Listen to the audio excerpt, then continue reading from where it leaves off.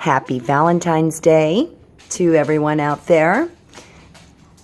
I wanted to share with you my Valentine's Day present from my husband. A beautiful new Phalaenopsis. This beautiful, gorgeous purple color. And after 30 years of marriage, he's finally listened to me and has not bought me roses, which are beautiful. I love roses. They're pretty. But boy, are they expensive, especially on Valentine's Day. And in a week, they die. I'd much rather have something that's going to last, hopefully forever. My first comment was, I haven't had a good track record right now with orchids, but it's okay. We are going to really take care of this beauty and hope she does well. She's gorgeous. So I wanted to just do a little update quick on some of my outdoor garden plants and show you how they're doing. I also have a lot of new plants that I've bought over the last couple of weeks that I have just not gotten around to potting up yet. I'm hoping to get that done maybe the beginning of next week. But if you watched my video on Christmas cactuses and holiday blooms, I talked a little bit about this beautiful candy-striped Amaryllis. And it had bloomed for me at Christmas, and look at it again. Oh my God. This baby is gorgeous. She is gorgeous. And I plan on putting her in the ground by my tree.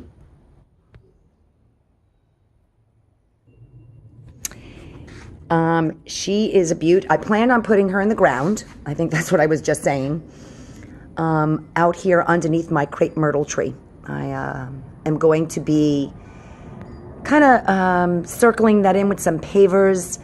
The roots are pretty thick, and I want to be able to maintain the grass growth around it without having to constantly weed it. So that's on my to-do list. She needs a good pruning too, a really hard pruning.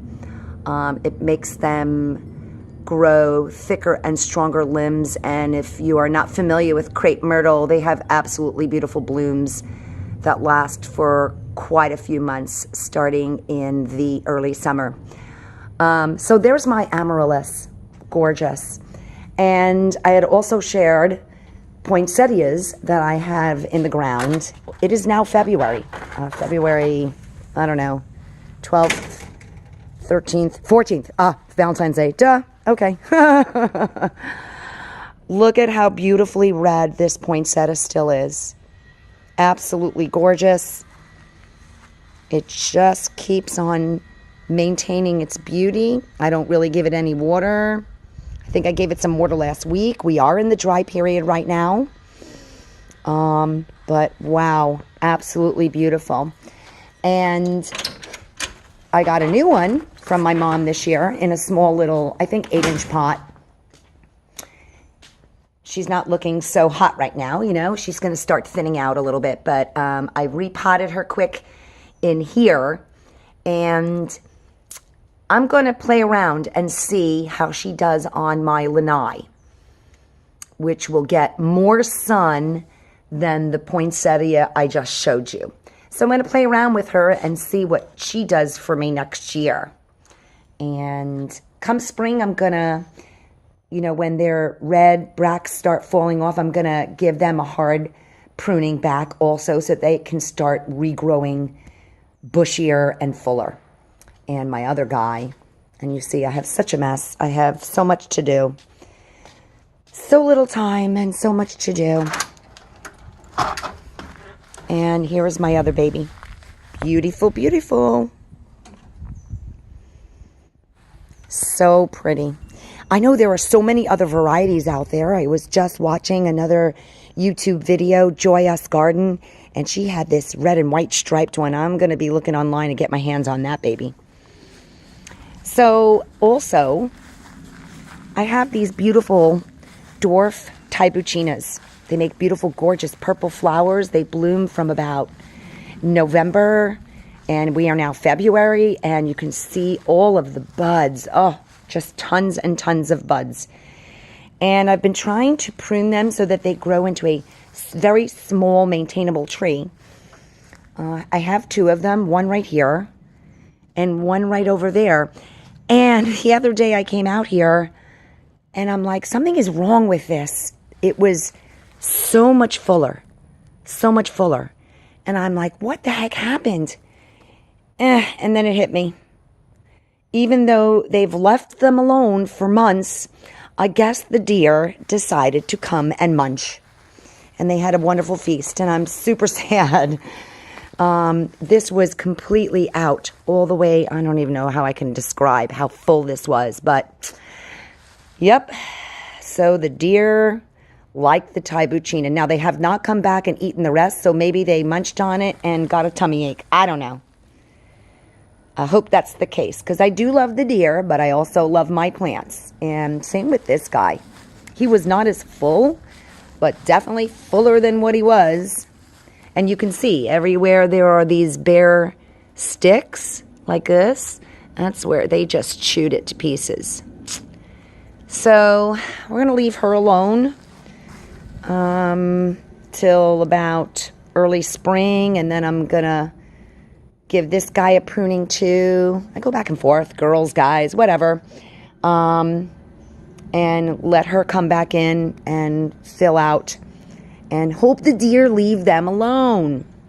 Hence why most of my plants outside of my lanai are, yes, poisonous. I get a lot of comments from friends and whatnot. You do realize that those are poisonous to furry friends, and I do realize that. My furry friend does not come out here and munch on anything, and I do not have small children back here, so I am fully aware that they are poisonous to furry friends. However, furry friend poisonous means the deer leave them alone. So I guess that's a good thing for me, and I do find these beautiful. That's why they are in my garden. Here is my trumpet flower. Look at this guy. Just beautiful. There is a bloom just about finishing up. I got one down there that already finished. I've got one here just starting to open. Yeah, she's a beauty too. And she's special to me because she is actually a cutting from my uncle's trumpet flower plant up in New York. I brought it down here, I don't know, 4 years ago perhaps. Put her in the ground. I actually had another one on the other side where it gets more sun, and she just didn't do well and it wound up dying, and I just pulled her out. But this guy, beautiful. And I talked earlier about how it is going to grow so large it's going to overly shade my little succulents here. So I'm going to have to rethink that and move this rock a little bit over so that it gets a little bit less shade. It will still get shade, but not as much. And maybe I might put some other things in there. Another beauty I have that I didn't share in my last couple of videos, she's taken some time to take off, but is this beautiful staghorn fern. And, you know, I really don't know too much about the care of staghorn ferns. She was a piece given to me by a friend. Oh, they're just beautiful. And they just keep growing these new things. I don't know what they're called. I don't know. I have no idea what they're called. But she's basically planted on a piece of bark in there. And I had originally wired it on there and threw some sphagnum moss and stuck her inside this basket. You can see the chunk of bark right here. It's probably all, ugh. And she's taking off, and I'm wondering if it's also, I threw some Osmocote in there a couple of months ago, and I think she's really liking that. So how beautiful that is, staghorn fern. And they can grow very large, like to the point where you really need to support them on a tree or something. I've heard of people growing them in their house on a piece of board. I don't know. I might visit trying that one day. We'll see. Over here, I had never shared, and hopefully I just didn't step in dog doo-doo. Well, I got a plumeria, and I know that they're beautiful and they make beautiful flowers. They are the frangipani flower that you get in the Hawaiian leis. But for most of the year, they're sticks. And this frangipani plumeria just doesn't work for me here. It does nothing but look like this. And then when it produces its leaves, it gets really full. And then it gets this airborne rust every year. And it drops all its leaves, and I've never had a bloom.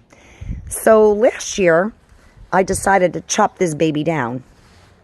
You can see how this is like a half a stem here, a half a trunk. I chopped it down, and I asked my husband to uproot it for me. Well, he didn't do it, and I left it alone, and this is what grew back.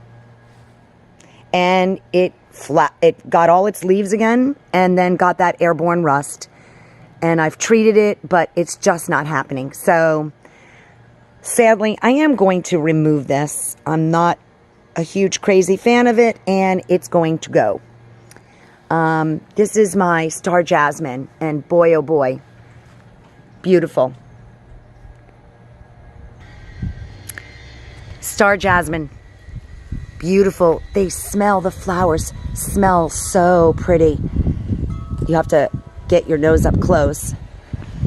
They have this sweet, beautiful, gorgeous smell. She needs a good little pruning back too to continue making her bushier. And I love her. I got her as a cutting from a friend. I don't even know, 5 or 6 years ago. I used to grow it in a pot, staked with a small trellis, and then I decided to put her in the ground here, and she just is also a very prolific bloomer. They do have periods of rest. I need to mark down when they bloom, when they rest. But I love her. And I'm a little OCD. I wish I had kind of centered that, but I didn't. It's okay. Another interesting thing is I do love mums. I am a northern girl. Love living in the South. But I love mums, and I bought mums to put in pots in front of my front door during Halloween and Thanksgiving time. They don't get much sun up there, and of course I always forgot to water them, and they were a dried up mess. At Christmas time, I pulled them out of there because mums are not Christmassy, and I threw them in pots back here, and lo and behold, they're kind of on their last leg now, but they just bloomed and opened up. So I'm going to leave them back here in this pot. And I'm going to trim her back also.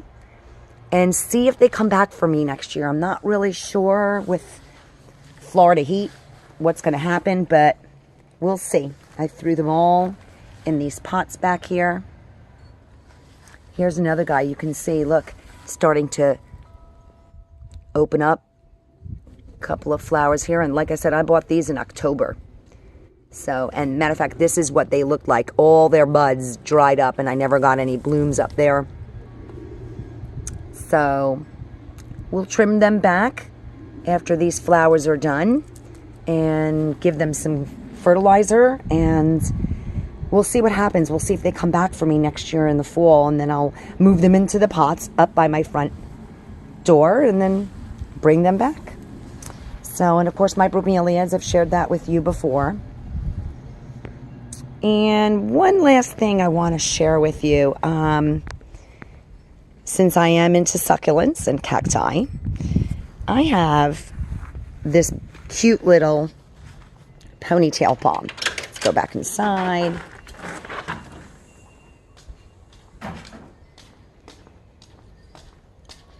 I have her sitting here right now.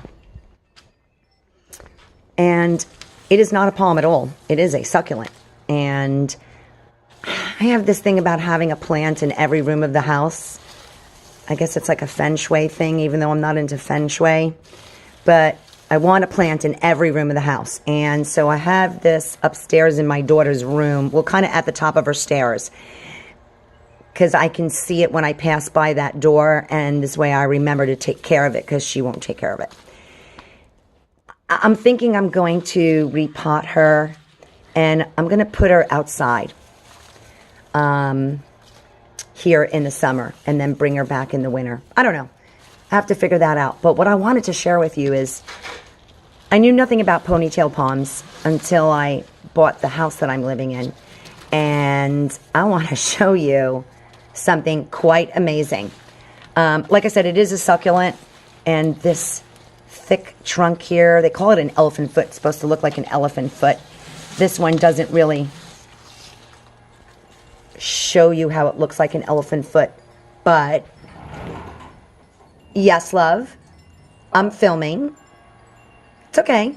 Are these your chips? Yeah, you can have them. They were from dinner yesterday. Like last night? Like last night. Why did you tell me that before I ate them? Oh, I freshly made them this morning, Katrina. How long have they been sitting out? I brought them home late last night. They're fine. The guacamole inside the bag, though, no good, because I left that out. Like, sitting at the bag or in a different container at the bottom of the bag? Sitting in the bag. Mom. Well, does it taste okay? That is good. My daughter. Anyways, we were talking about I'm sorry, I got interrupted. I was chatting with my girl. We were talking about this being called an elephant foot, and this doesn't look like an elephant foot, but you will see why it's called that. And this looks like it's like a little bonsai thing. I've kind of kept it in this small pot. Sorry, you lied. What do you mean I lied? It's in a different container. Oh yeah, it's in a different container, yes. That's what I said. Sorry.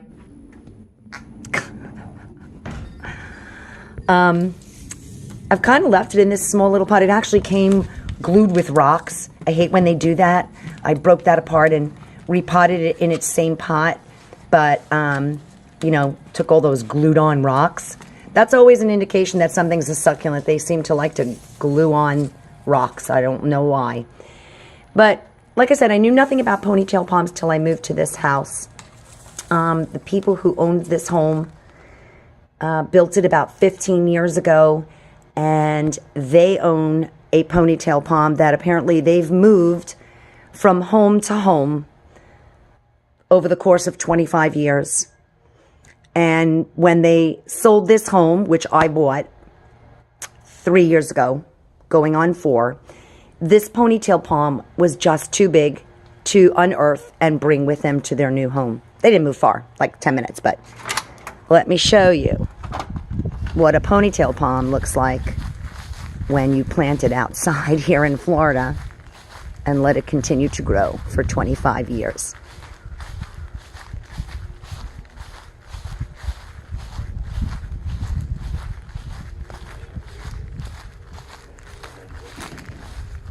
Quite a long walk. Sorry. This is a ponytail palm, and now you can see how it looks like an elephant foot. Isn't she a beaut? I don't know, 20 feet high, perhaps?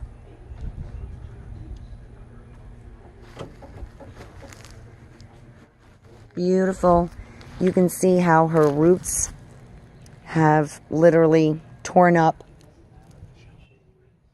the edging. I have to figure out what we're going to do here and get all these weeds off. Just growing some new shoots I see here. Gonna probably remove those. Maybe I'll make a new plant out of that. I'll have to research that. I'm not sure. But yeah, this is a 25-year-old ponytail palm. And I don't really do anything with this. I don't water it. I get up there and clean all the dead palm fronds. And that's about it. And I have trimmed off some of tried to keep it to 3 or 4 branches per stem here. But yeah, isn't she gorgeous?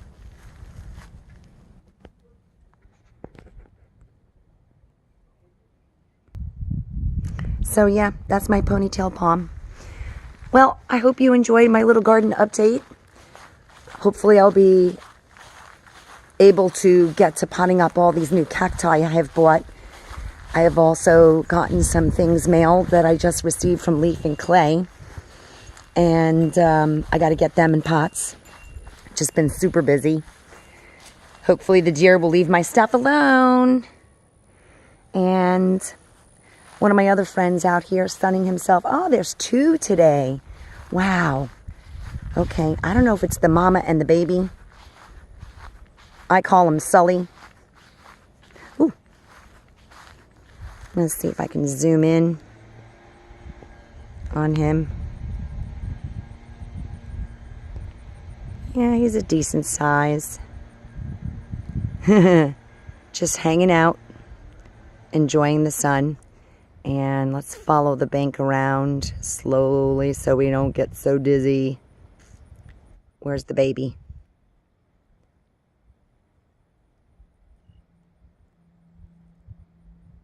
Huh.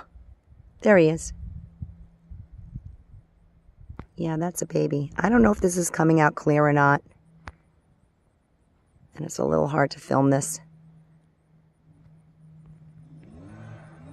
I'll come back out. So yeah, there's Sully and her baby. I guess we'll call her Sally. I don't know if they're boys or girls, but that's what I call them. So I hope you have a wonderful day. Enjoy your Valentine's Day. Oh, there's a turtle on the other side, but too far away for me to catch. And make it a great day. And we'll see you soon.